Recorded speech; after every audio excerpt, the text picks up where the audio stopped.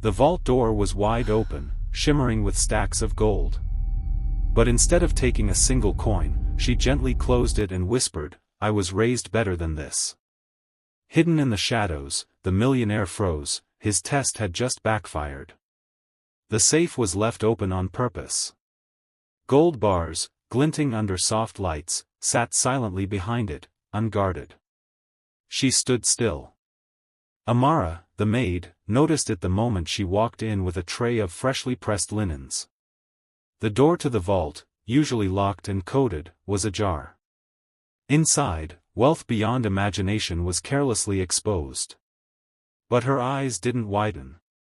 Her breath didn't change. She simply paused, and lowered the tray gently on the table. Unseen, just beyond the hallway wall, Edward Halverson watched. Billionaire. Investor. Distrustful man of power. He wasn't watching the safe. He was watching her. In his world, everyone had a price. People smiled when they needed something. Loyalty was a mask. And trust was currency no one could afford. But this woman who mopped marble floors with quiet dignity, he needed to know if her kindness came with a price tag. Amara moved toward the safe. Slowly. Calmly. Her shoes tapped gently against the tiles. Her hands touched the cold steel, not to take, but to shut it. She twisted the handle with care, sealed the door, and spun the dial until it clicked.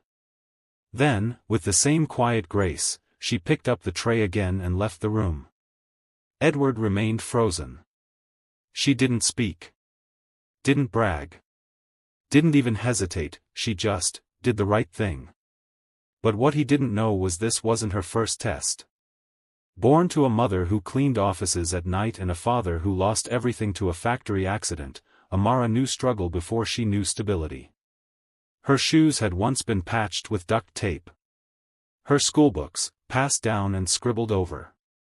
But through every hardship, her parents repeated one thing: what we don't have in our pockets, we carry in our hearts. Integrity. Pride. Honor, those were her inheritance. Amara had worked in silence for years. Wiping smudged windows in houses that would never be hers. Picking up after children who never bothered to learn her name. She never complained. Never answered back.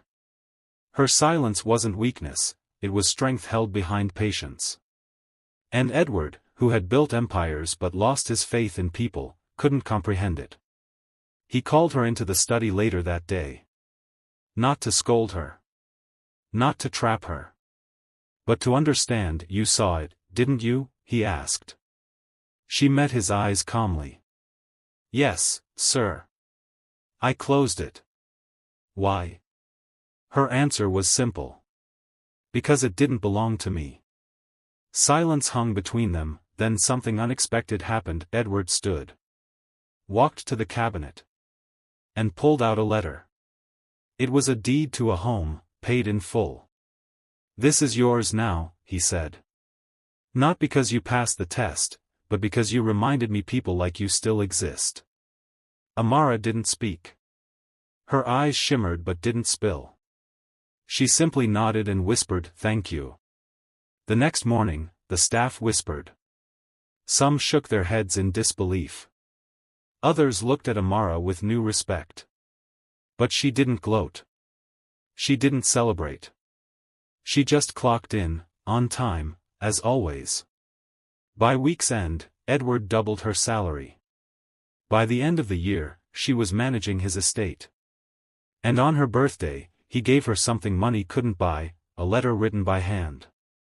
"Thank you for reminding me that true wealth isn't stored in safes, it walks humbly among us." Sometimes, the most powerful people wear no crown, speak no loud words, and seek no spotlight.